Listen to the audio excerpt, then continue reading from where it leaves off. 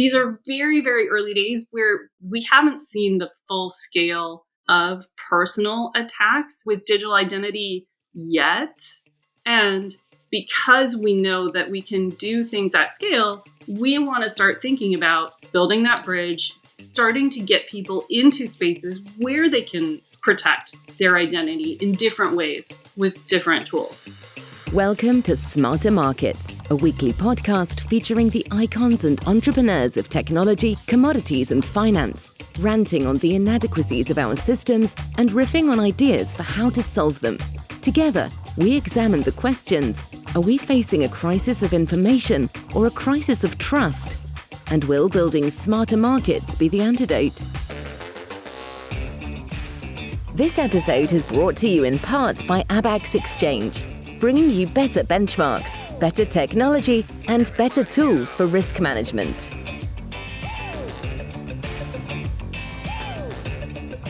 Welcome back to Setting Course on Smarter Markets. I'm Dave Greely, Chief Economist at Abaxx Technologies. Our guest today is Carrie Jaquith, Global Head of Digital Product at Abaxx Technologies. We'll be discussing the course we'll likely take in integrating AI and large language models into our daily lives, and the gaps that will need to be bridged between us humans and our new technology. Hello, Carrie. Welcome back to Smarter Markets.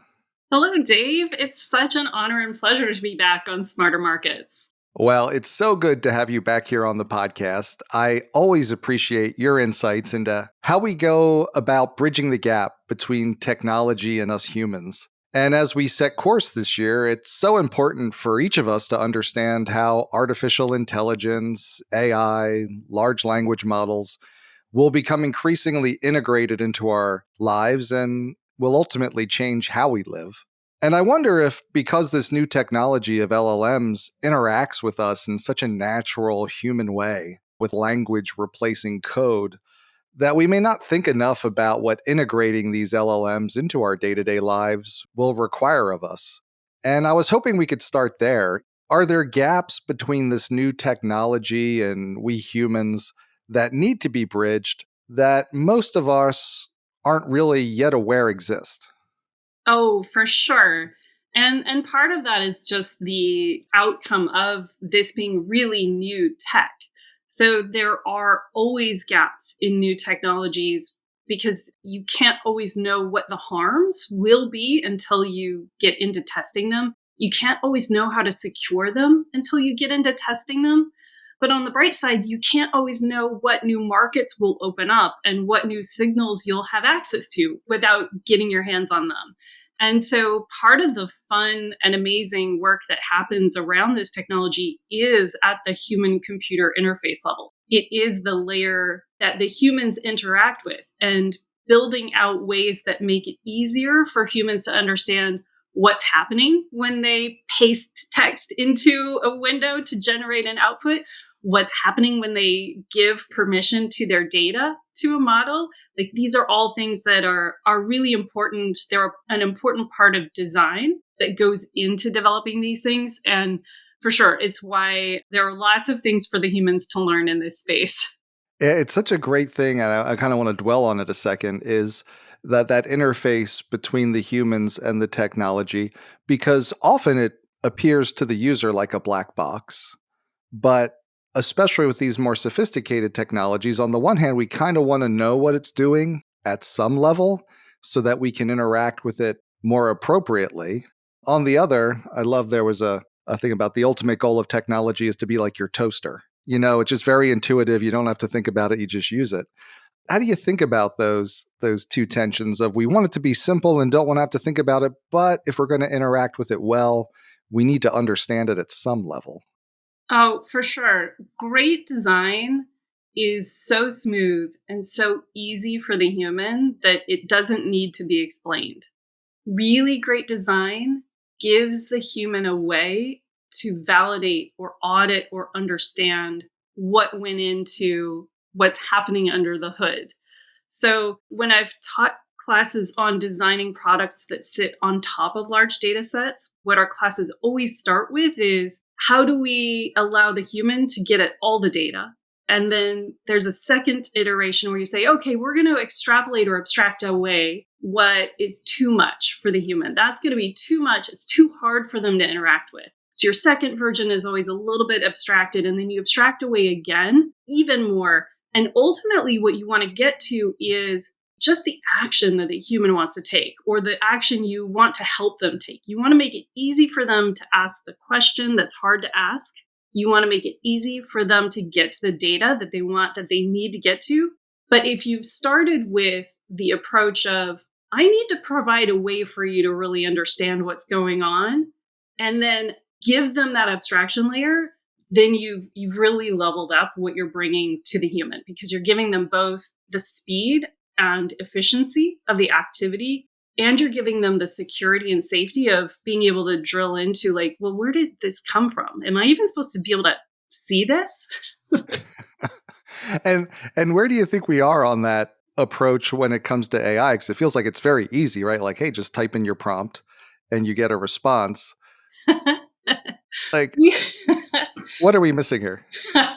So when I get to mentor startups at an incubator, which is the most incredible opportunity, because these founders are so brilliant. They're building products that are super smart. And I got to see a demo of a wrapper that sits on top of a ChatGPT style interface. And in the very first interaction of that demo, the human demoing dropped a copyrighted piece of data right into the prompt. So they took copyrighted data, they put it where the copyright prohibits you from putting it, just in that interaction. So these are very, very early days where teams are still building out guardrails around giving the humans the cue of, like, hey, looks like you're going to drop something in. Are you allowed to do that? Do you need to get permission to do that? Looks like you're hooking up to a data set. So it's early days. But this is a normal stage. Like, this new tech always starts with, like, can we do the thing? And then you figure out, oh, we could do the thing. And then you want to absolutely do the thing faster and more efficiently. That's the second step. And then you follow up with, like, oh, does the thing do a thing we don't want it to? Do the humans do things we didn't intend them to do? And do we actually need to write rules and governance around this thing? Yeah, and I really wanted to dig into that with you, in that you said, like, there's this kind of path, this pattern of how these innovations go. And the technology folks ask, can we do it? The regulatory folks ask, should we do it? And I guess, the rest of us ride along trying to figure that all out.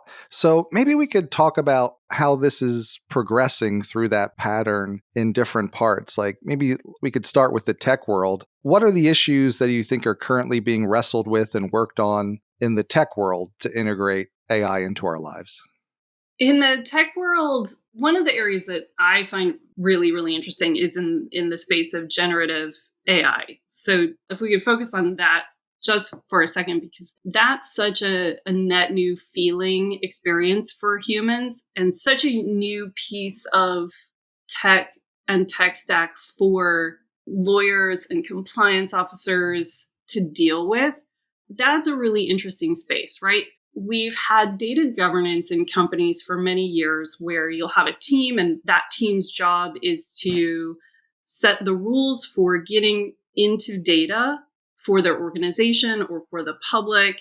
And with generative, you've got data that's going into the model that hopefully was governed before it went into it. It may persist in data sets that continue to train the model, and that needs to be governed. And then you've got outputs that need to be governed. So you sort of have these spaces where the teams that have to figure out the legal regulations around the tooling and the data, the teams that have to answer to the authorities or regulators on it, they have these new spaces that they have to navigate. It's a really interesting and fun space to be a part of right now, particularly because legal teams tend to want to help. Like, your compliance teams, rarely have I worked with compliance teams who don't want you to bring new tech in. Like, they really want to help you. And with this area of tech, you have to educate while you're doing it, because it's so new. One interesting thing about this space right now that came up for me recently was a founder referred to themselves as a generative AI native startup. So a Gen AI native company, which just pause for a moment and think about the fact we are living in it. We are part of what will be the first generations of companies that consider themselves to be Gen AI native. How cool is that? Well, my first question is, what does that mean?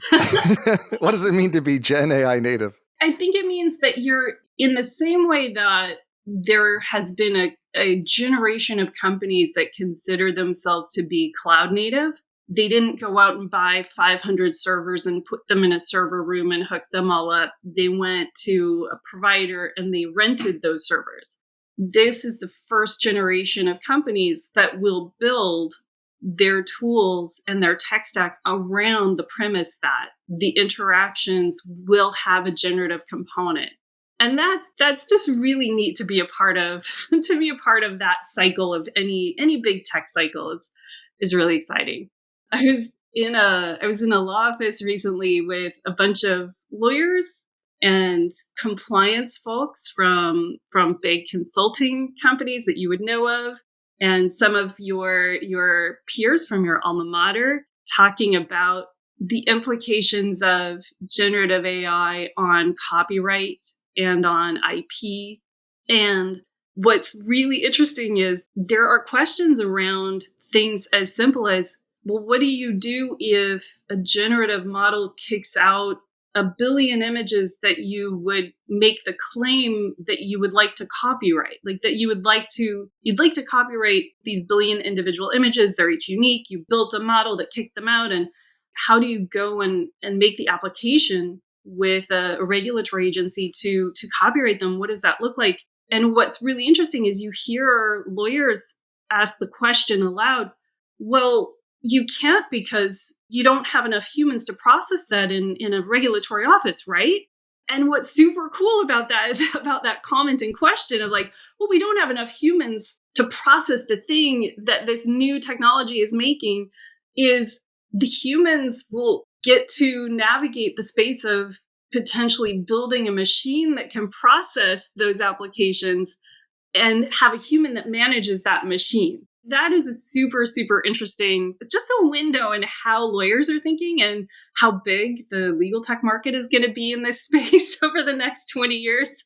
Absolutely. Because, I wanted to ask you about the legal and regulatory world because we hear about the concerns that the large language models are just voraciously taking in copywritten material in their training models. And then, okay, is it coming back out, in not that terribly altered a form? But there's this really interesting piece, right? There's how do we extend our existing regulations and legal precedents to this new technology that, wasn't really entertained when these laws were written or these regulations. But then also, how does it change our legal system itself? Like, how does the AI change how we do law and regulation? Which of those do you think is the first on the mind? It sounds like they're starting to think about both. I think they are thinking about both. There's both the evolution that the law has to learn how to evolve around. There's the mapping of this is how we regulated an automobile. So this is how we think we will have to map this piece of tech. But it has to be collaborative because there's such a learning curve that it takes time to really understand what's going into these tools and what's coming out of them and what can be done with them at scale. It's always scale, right? It is. It's always it's one thing for it to be one data point that gets misused or breached on one laptop. It's another for it to just bloom all over the planet in a way that no one anticipates. Right. I'm following how companies like Adobe just released a piece on how their team is approaching governing generative image creation within their platforms. And they're one of the biggest footprints of generative imaging. So seeing major companies, major domain specific companies make public how their teams are approaching governing and meeting what they think the regulatory requirements are going to be, because some of those requirements are going to get written later. How we govern internally will inform how we educate governors externally and regulators, which then in turn will inform the rules that get written. That's really interesting that the practices and standards will likely be developed by the industry and the customers over time, and then they'll eventually get codified in law, is probably more the way it'll go than top down, Seems likely. because there's just so much to learn and so much to understand.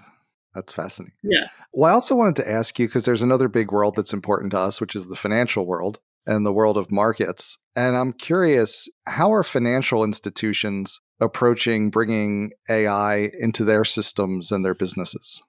So financial institutions are really, really a fun space to work on this kind of tech with because they've got lots of structured data. That data historically has been structured in centralized repositories, and we've got generations of sort of on-premise data sets and internal cloud, but premise gated, premise walled. How can I put this? It's sort of like you would have had your data all in your own computers in your financial services company server room. That data is now probably in an Amazon or an Azure, a Microsoft server room, but it's still sort of protected. It's still protected and walled up for your company's use. When you open the door to tools like generative, the first wave of generative is all sitting on someone else's cloud in someone else's virtual server room. And so financial services has tended to tread very carefully. So if you're a big company, you've built your own generative models inside your own, you have enough resource at hand to build your own thing inside your own walls.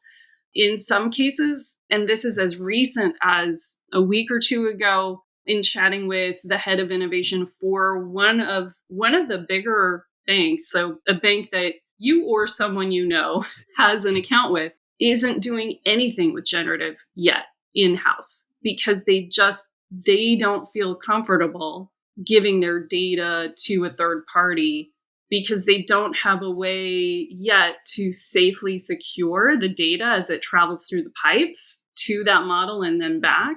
So you're seeing a mix. You're seeing a mix of either something that's completely in-house and very, very controlled.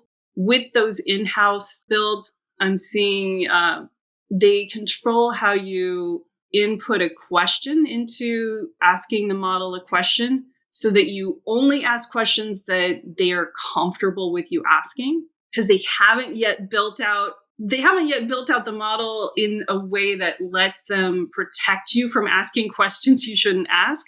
So instead, they just give you like a quick pick question 1, 2, or 3. Definitely, I'm seeing in FinServ models that do data cleaning, a layer of data cleaning that you might have trained a model to do, but you can use newer models to do with less training. And that's a huge time saver. Very, very cool. Very cool. And I just wanted to clarify when you said, some of the banks are worried about data security. Their data is really our data. So are we talking about like transactions history, bank balances, Yeah. all that? All of the data. So that's everything from your credit history with the bank to your private data to maybe you've put a payment to a hospital on your bank account. That all the consumer banking and commercial, the banking for consumers, banking for businesses have access to data that probably most of your listeners would want to have a say in whether or not that goes not just from like they've already given it to their bank, but for their bank to give it to a second party and then a third party, that they probably would not like that. And there are governments that also would very much not like that. So there are things that have to be considered. Yeah, especially if you consider like the notion that it could leak out and then start showing up in other people's LLM searches and prompts. Exactly. What is Dave's credit score? Oh, that wouldn't be great. It In- would be great, Dave. Maybe Maybe switching topics. I feel like when we've spoken about this in the past, and even a little bit earlier today, you've put AI in the context in terms of other waves of generational change in technology. And I was curious, how are you thinking about AI in that context? What are some of the other generational changes that preceded it that maybe we could learn something from? Well, one of the generational changes that is part of why I'm so excited to come work at Abaxx is related to the ID++ protocol. Protocols, for the less nerdy of the audience, you use protocols all the time. They've been abstracted away from you. So they're like 5 layers behind what you do in your day to day, right? But you right now use some really, really common protocols that handle your email. Your email goes through a very specific protocol. It was designed to send and receive messages. It has behaviors, it has traits to it. You send and receive files, sometimes using a file transfer protocol or FTP, which if you are of a certain age, you might remember from sharing certain music files. So there are these protocols that are very common, right? And you use them every day. ID++ is an identity protocol. And what's unique and what I'm excited about to work on with regard to it is it's designed to work with identity as the thing, as the data that it's handling. So we've got protocols that let us hook in and send data for specific purposes. ID++ lets you work with data that's related to identity. And that can be human identity or that can be thing identity. A lot of the way our protocols historically have been used around data that is known by its location. So it's data that's like on Dave's computer, and the location is Dave's computer. If you've worked in a company, you've probably been given access to a shared drive or a Teams drive, some departmental drive. Like your access to that data, all of the data, and it was like all different kinds of data was in that drive. But you got into that whole bucket of data because that data was in the location of Dave's Teams drive. What's really, really exciting about working with something like ID++ is we can attach what the data is to the data in addition to where the data is. And once you can get to the what, you can start to identify Dave as Dave's data. You can start to permission Dave's data apart from just that Dave's data is in this Dave's Teams shared drive. That is a transformational bridge to think about. Yeah, and I'd love to dive into that some more because I think much like earlier in the conversation, we talked about kind of knowing what happens behind the interface. Most of us don't think about it, right? Like I go and I click my Teams drive and I go in and I access what I want to access. And I don't know if it's on my hard drive right here. It could be on a cloud server somewhere else. But when you think about the current structure of how we store data, how we access it, even the current structure of the internet, do AI and LLMs make that current structure, that current, just having a team drive, does it make it problematic in some way that makes this decentralized identity where you're attaching it to the individual pieces of data not just helpful, but necessary? For sure. And these kinds of transformational moments are not a flip of the switch. They are like the energy transition. When you and your guests talk about the energy transition being a very long bridge, you can't just shut off entire generation plants, like 50 of them at once. You can't just shut off 50 plants and flip a switch and turn on 50 solar panels. That is not a realistic transition.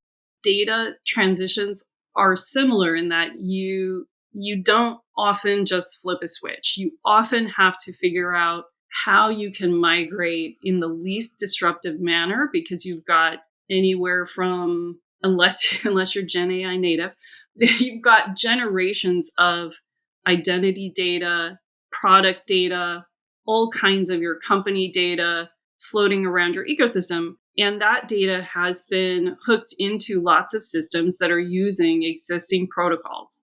So when you introduce a new protocol, you have to introduce it in a way that it can be as interoperable as possible so that you can hook it into the existing systems and start to build those migration bridges. And you always want to ask why. Why do we even need the transition? Like, why do we need an extra bridge out of these spaces? And this is where I think you touch on this point of, do these AI systems create such a risk in that if you point them at these huge repos, they have access to everything. They create a front door that, if unguarded, anyone can ask anything of the system. They can kick out inferences. So even if you don't have direct access to the data that you've locked down, maybe there's enough secondary and tertiary data that if you ask your question of the system right, it's going to give you its best guess, which is very probably true, which I want to come back to in a second, because that opens a really, really interesting problem.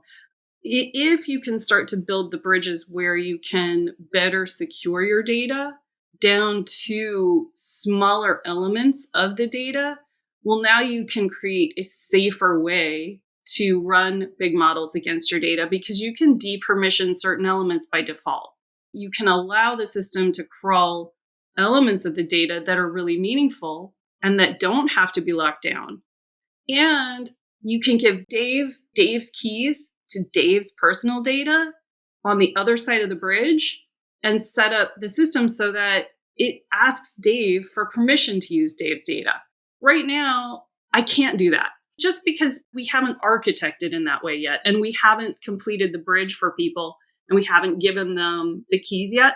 But that's what's really exciting about working on the decentralized identity piece of this, both for the humans, because you open up the bridge for the humans to take ownership of their own data, and for the things, because you create the way for a commodity to be tagged and tracked and accessed in a way that you can't when it's a lump of data in a big repository. I'm trying to speak very, very broadly to a very broad audience here. No, and I appreciate it. You've got me thinking, when you talk about moving from data kind of secured by physical location, which is kind of a weird concept, right? We kind of took a very real world concept and way of approaching things and imported into this virtual world. And in the beginning, it probably made sense because we had standalone computers and blah, blah, blah. But, now we have a very virtual internet, but we still have physical location as like this concept in our heads, which is increasingly not relevant. But you kind of make me think of just like a silly example of like when your child's going off to summer camp, right? You go from, hey, this is their t-shirt and their shorts and their socks and their bathing suit because it's in the drawer of their dresser in their room. And that way I know it's not their brother or sisters. But then you go to summer camp and suddenly you're like writing on every piece of clothing, Dave's shirt, Dave's socks, Dave's, like, is that kind of the world we're living in where like each thing has to be tagged with the identity of the owner because location doesn't matter anymore? Yeah. And I guarantee you, the first response of most data teams is to cringe because they think, oh my gosh, we have to manually label everything. We have to go back. I always cringed the night before camp writing all those names. Yeah. It's a potentially overwhelming task, right? Re-architecting how you've structured data sets and how you've designed your systems for a paradigm where Dave's data was a very small data set that could fit on a very small drive that never really left Dave's ecosystem because it was constrained by dial-up speed. There were all these constraints. And to take the leap forward and start to map how do you add in layers of protection for people? What do you re-architect? Where do you change your architectural design, knowing that changing architectural design is a big lift for anyone. It's a big lift for a company. It's a big lift for a human. You have to think about it as a transition. And the bright side is you can potentially leverage machines to help you. So it's one of those scenarios where like you need to modify how you do things because the machines, and you're going to need the machines to help you do the thing because the machines. Yeah, it's amazing, right? Because it's not like it's not a one-to-one. It's not a, oh, the machine will now help me do this. Like, we need the machine to help us run the machine. Yeah. Oh, yeah.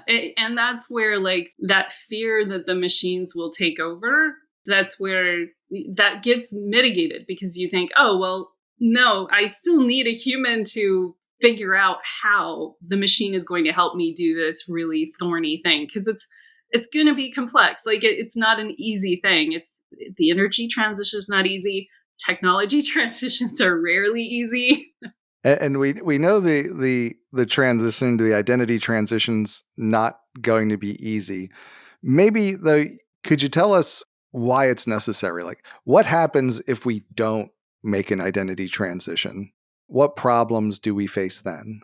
I think if we can't make an effective identity transition, we lose control of the humans lose control of their presence in digital space. They lose ways of behaving in digital space that are only possible if you've got the keys to your identity.